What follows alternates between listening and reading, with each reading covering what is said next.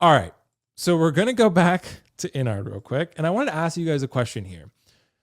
Could InArt devalue Hot Toys collections, and is that a bad thing? And kind of what I mean by that is Hot Toys has long been the king of 1/6, at least in mass produced, right? Like we can always look at custom figures that cost thousands of dollars.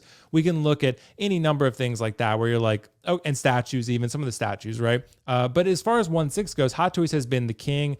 They wear the crown, they still do. And they've produced the most lifelike, realistic, top tier pieces, S tier, as Marco put it, right? So could the existence of InArt, if they produce what they have been marketing and promoting, the quality of figures they're presenting, could that devalue collections for people who have a ton of Hot Toys? And is that something that people are concerned about? Because I think at the end of the day, we all want the best figure, but then we start to look at, like, say the InArts come out as good as we hope, right? And then the Hot Toys, you look at your Hot Toys, some of them, especially the older ones, and you're like, that's not as good as it once was, right? And it kind of devalues it, not just monetarily, but in your heart. Because you're like, man, that's, like for example, if I still had the Hot Toys Pennywise and then I got the InArt and it looks like the prototype, I'd be like, well, this sucks. Not the figure sucks, but it sucks that I had that and I loved it and now it's not as great anymore. But Shane, I'll start with you. Is this something that you think people are thinking about, even subconsciously, about the next possible tier, the possibility of a higher tier existing? What do you think? I think that's a really complicated question. It is. That's why you're here, to be the awesome one to answer for me. There's multiple things. Okay. Can they devalue Hot Toys? I think it can have an opposite effect. As in, Hot Toys might have seen the 2-pack Joker $1,000 or the single pack Rooted Batman 500, whatever it is, and went, all right, we're going to take another $50 here or there. So then the new figures are getting more expensive. So it's going to have an opposite effect. But then you can have like the effect where it could potentially devalue, let's say if they drop a Christian Bale Batman, which they say they are, and then suddenly people think that the DX19 is worthless, which it's not. DX19 is fantastic. You know what I mean? So It's possible that could happen, that maybe people just want to jump ship. Maybe people don't want to have 30, 40, 50 figures. Maybe they just want to have around 10. So they sell up their Hot Toys and they start just focusing on, like, say, like key characters. They might pay more for those key characters, but maybe they think they're better representations. Then there's another type of collector who just goes, they want the best representation. I totally relate to that. Like, they just want the best representation. So they sell off their figures at a loss. So like these days you're selling figures at a loss anyway. So I don't know, it's a devalue. Like, you see, if it's an emotional thing, if it's a heart thing, a connection to the heart, like that, for me that doesn't really happen. If I like something, I like something, like, you know what I mean? If I always go back to the Mark 6, like, so I suppose maybe I'll try something different today. Say like the RoboCop behind me, if they've reissued the RoboCop, let's say they reissued the RoboCop in a chair, and suddenly that version now is not worth 500-600, maybe it's worth 200. Like, I don't think I'd chase the new version, and I don't think I'd feel too bad about the one on my shelf being worth less, because I've no intention of selling it. But with that, I have to accept that when the time comes and I do sell it, if I do sell it and I take a loss, I can't whinge about it. Do you know what I mean? So I don't know. It's a very complicated question. Are they going to devalue things? I don't know. I don't think they are. I think there's some people are just priced out of InArt. We had Ben, Tension Seeking Geek, earlier on my stream, and he said he was just very open and honest and went, I'm priced out of that. And it just straight. It's refreshing to hear someone's going, no, that's not for me. So, could they devalue Hot Toys? I honestly don't know. That's my kind of honest answer. There's a few different ways of looking at it, but I don't have the answer to that question. Sorry, it sounds like a cop out. It's a good answer, because it is complicated. But I will say, like, the chat, Shane has already kind of pointed out, and I agree. As far as monetarily, if they're making a figure that Hot Toys has made, it's already happened. Because Pennywise, I can tell you, Pennywise was holding his value very well before the InArt was announced. When InArt was announced, that thing tanked. Like, that thing. It's like 2 something, or you can Dude, get it. I sold my Pennywise Shane for $190. I saw someone sell one for $175 the other day. Like, that was a $265 figure. I mean, it's killed it. And that Pennywise was probably on path to be, at least in my eyes, at least a chase figure at minimum. Like, I mean, it was, yeah. You'd probably be better positioned then to answer the question. So that you're comparing like with like then. So you had 2 Pennywise Hot Toys, yeah? And you're a diehard Pennywise fan. Actually, you'd be very proud of me. I went during the week and I rewatched both of the movies. And I bought the book because I have a week off over Halloween and I just want to read the book. I want to read something scary. I've never read it.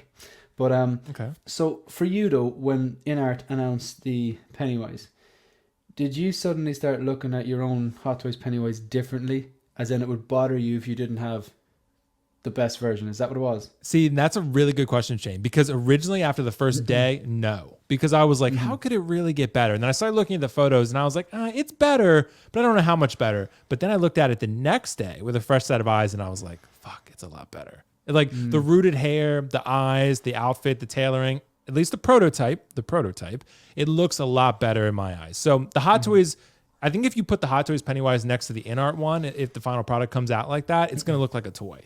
Like I think the InArt one is that much superior. So I think if it comes out that good. So to me, I mean, it's not a fair fight with DX11 in this because that's like an 11-year-old figure, right? Or something like that. It's a really old figure. But if they do a Bale Batman... But yeah, see, you know what, Shane? I sold my DX19. Great figure. But I want to see what InArt does. Because I sold one of them because I had 2.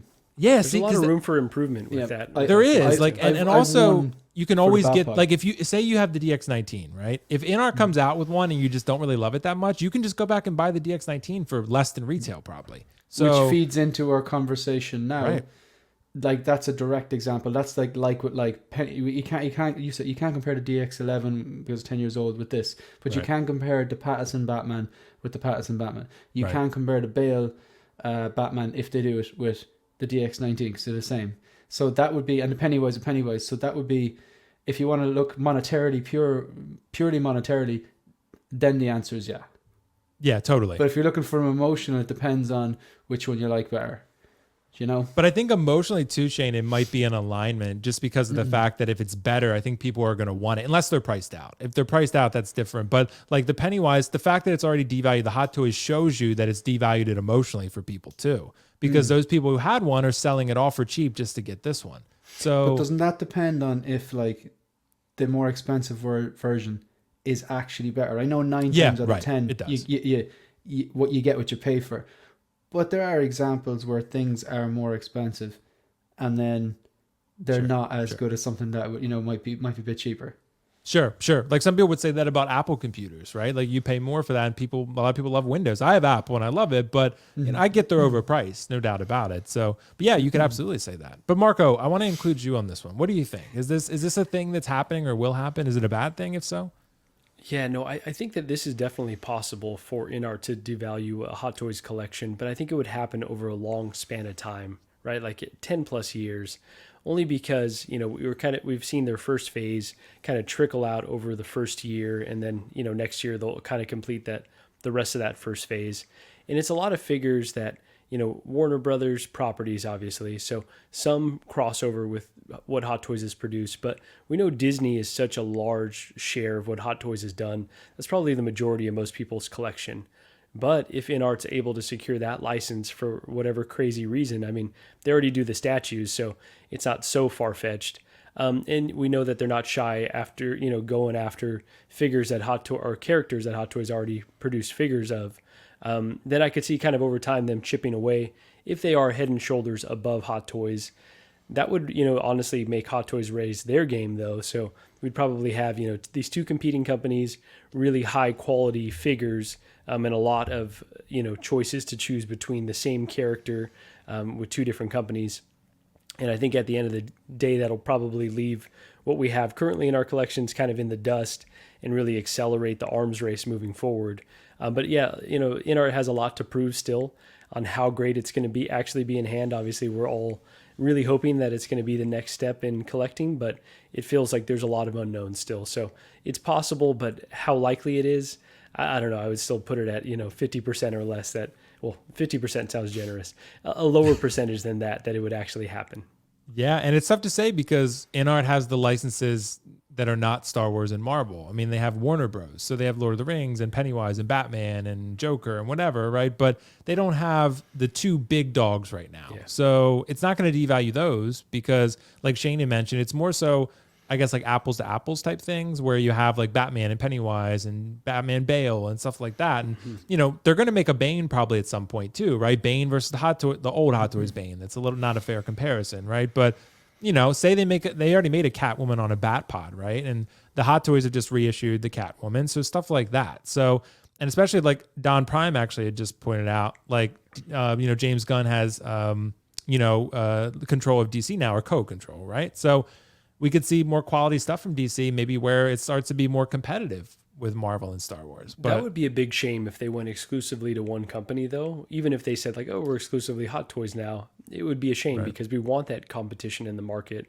because it's going to be the best thing for collectors long term.